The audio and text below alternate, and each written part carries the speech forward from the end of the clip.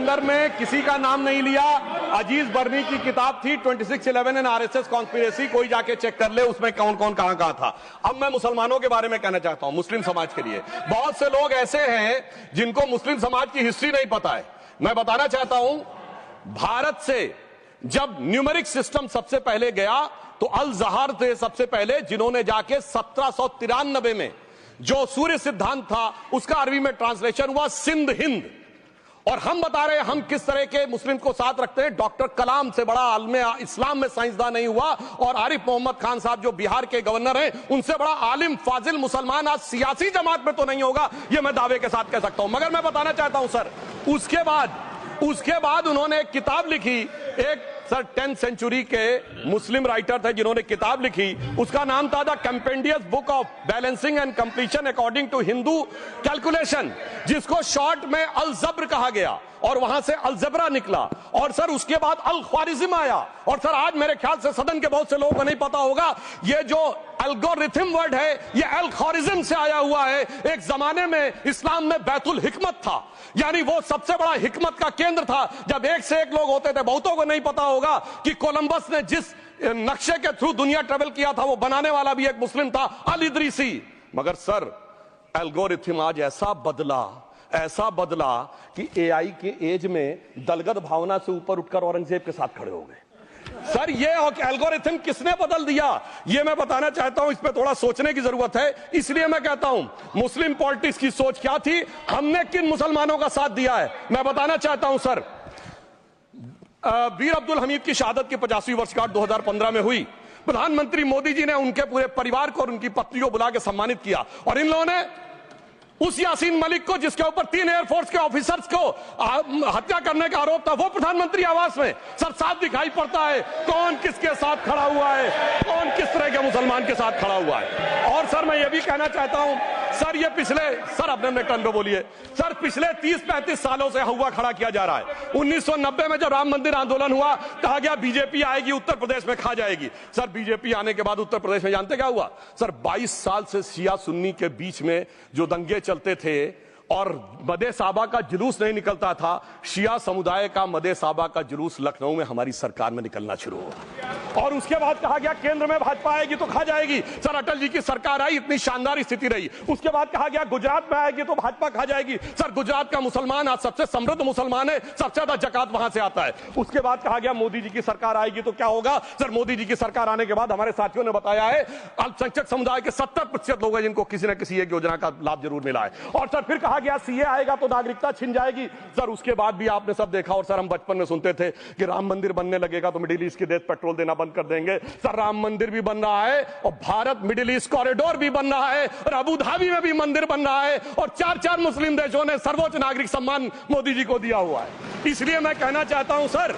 मर्ज हो तो उसका इलाज किया जा सकता है। जैसे हमारे यहां वैद धन्वंतर माने गए हैं, इस्लामी अकीदे में वैद हकीम लुकमान माने गए, तो कहा गया है उनके लिए कि इसमें क्या रखा है, देखे है जो तू आन के पास, बदगुमा वहम की दारू नहीं लुकमान के पास। यानी मर्ज का इलाज है, पर वहम का इलाज तो हकीम लुकमान भी नहीं कर सकते जो आपने पाल कर रखा है। मैं कहना चाहता हूं हम किन मुसलमानों की बात करते हैं। आप गंगा जमुनी तहजीब की बात करते हैं। सर दारा शिकोह औरंगजेब का बड़ा भाई था, उसने उपनिषदों का अध्ययन किया, संस्कृत में अनुवाद कराया और नाम रखा सिर्रा अकबर, यानी वर्ड्स ऑफ गॉड। मैंने किसी को दारा शिकोह की जयंती मनाते हुए नहीं देखा।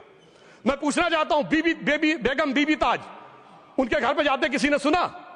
सर ये बताइए, आलम शेख इतने बड़े कृष्ण भक्त के कवि, किसी ने सुना उनके घर पे जाते हुए। मलिक मोहम्मद जायसी जिन्होंने पद्मावत लिखा, उत्तर प्रदेश के रहने वाले, उनके घर पे कोई गया? ये बताइए ब्रिगेडियर मोहम्मद उस्मान के घर पे कौन गया? आजमगढ़ में, गाजीपुर के रहने वाले थे, आज तक जाने वालों में नहीं दिखे। और मैं सर बताना चाहता हूं एक और बात, सर एक सैयद इब्राहिम रसखान हुए हैं, बहुत बड़े कृष्ण भक्त के कवि। सर जिन्होंने क्या लिखा, उन्होंने कहा मेरा अगला जन्म हो तो भी मैं कृष्ण भक्ति बनना चाहूंगा। मनुष्य बनूं तो ग्वाल बाले के रूप में, और पशु बनूं तो गाय के रूप में। उन्होंने कहा मानुष हो तो वही रसखान, बसों ब्रज गोकुल गांव के ग्वारन। जो पशु हो तो कहा बस मेरो चरो नित नंद की धेनु मजारन। सर उन्होंने कहा गायों के बीच में नंद बाबा की गायों में जन्म लेना चाहूंगा। मगर सर आज एक ऐसे नेता आए हैं इस देश में जिनको गायों से बदबू आने लगी है, तो उनके लिए मुझे मेरे मन में भाव आता है सर कि श्री रामचंद्र कह गए सिया से, ऐसा कलयुग आएगा गोपालक श्री यदुवर कुल में एक ऐसा नेता आएगा जिसे बकरे कटने में खुशबू मिलेगी, गौ माता में बदबू पाएगा। रामचंद्र कह गए सिया से कैसा कलयुग आएगा। अब सर मैं एक और बात भी कहना चाहता हूं, हम किनको मानते हैं सर? नजीर अकबराबादी को सुनिए, कृष्ण भक्त के लिए क्या कहा। सर मैं एक बोलना चाहता हूं, बुल्ले शाह ने क्या कहा?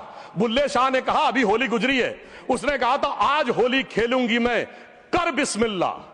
उन्होंने आगे कहा, अलस्तु बिरबिकुम प्रीतम बोले, सब सखियों ने घूंघट खोले, नाम नबी की रतन चढ़ी, सुनिएगा, नाम नबी की रतन चढ़ी और बूंद पड़ी अल्लाह अल्लाह, आज होली खेलूंगी मैं, कर बिस्मिल्लाह। तो मैं भी कहता हूं अब बिस्मिल्लाह करिए और उसके बाद हमारे इस सहयोग करिए, इस सकारात्मक उसका, वरना अल्हम्दुलिल्लाह जो हम मुसलमानों के लिए और देश के लिए करना चाहते हैं उसमें हमें सफलता जरूर मिलेगी।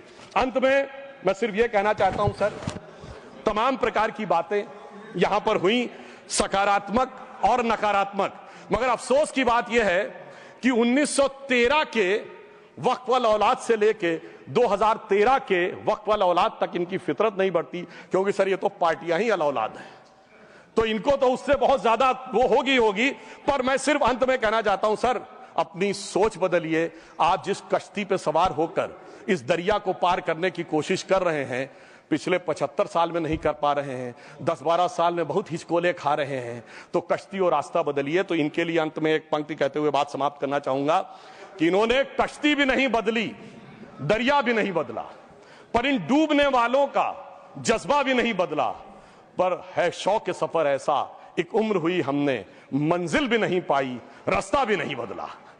अब अगर नई मंजिल पानी है, नई मंजिल की नई सुबह देखनी है, तो मैं कहना चाहता हूं आइए सबको साथ लेकर चलिए। और एक ऐसा वक्त आया है जब मैं जो हमारे किरण रिजिजू जी ने कहा था कि मैंने शम्मा जलाई हवाओं के खिलाफ, तो मैं प्रधानमंत्री मोदी जी की तरफ से कहता हूं कि हमें इल्जाम मत दीजिए, बहुत अफसोस होता है, हमें इल्जाम मत दीजिए, बहुत अफसोस होता है। बड़ी तरकीब से कश्ती यहां तक लेके आए हैं और बदल देते हैं हम दरिया की लहरें अपनी हिम्मत से, आंधियों में भी अक्सर चिराग हमने जलाए हैं। धन्यवाद।